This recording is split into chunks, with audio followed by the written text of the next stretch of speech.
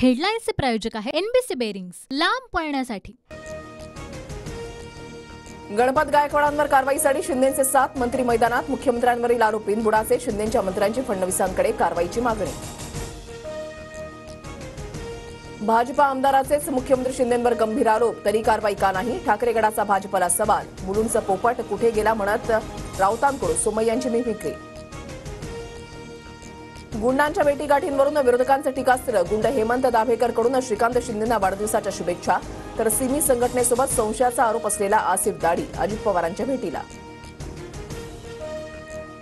मुख्यमंत्री शिंदे आणि त्यांच्या मुलानं केलेल्या भ्रष्टाचाराची चौकशी व्हावी। शिंदे मुख्यमंत्री असेपर्यंत राज्यात गुन्हेगार निर्माण होणार। भाजपा आमदाराच्या आरोपानंतर जयंत पाटलांची टीका। माझ्या विधानाचा चुकीचा अर्थ काढला गेला, ज्येष्ठ नेत्यांनी प्रकृतीची काळजी घ्यावी, हेच माझं म्हणणं होतं। अजित पवारांकडून ट्विट करत स्पष्टीकरण।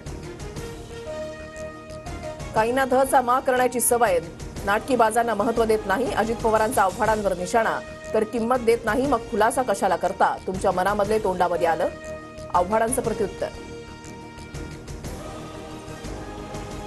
प्रकाश शेंडगेंकडून नव्या राजकीय पक्षाची घोषणा, 2 दिवसात नव्या पक्षाचे नाव आणि धोरण जाहीर करणार। ओबीसी नेते प्रकाश शेंडगेंची माहिती।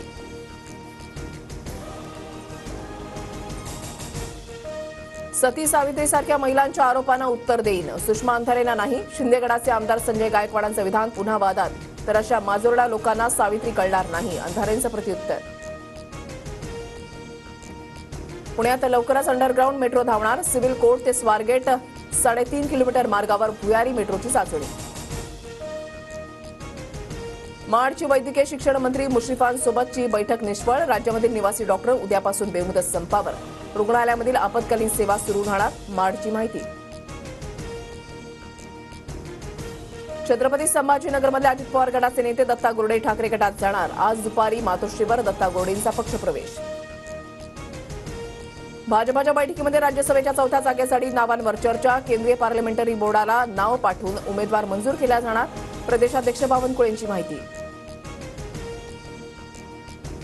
अब की बार 400 पार, मोदींचा संसदेमध्ये नारा। एनडीए 400 तर भाजप 370 पेक्षा जास्त जागांवर विजयी होईल, पंतप्रधान मोदींकडून स्पष्ट।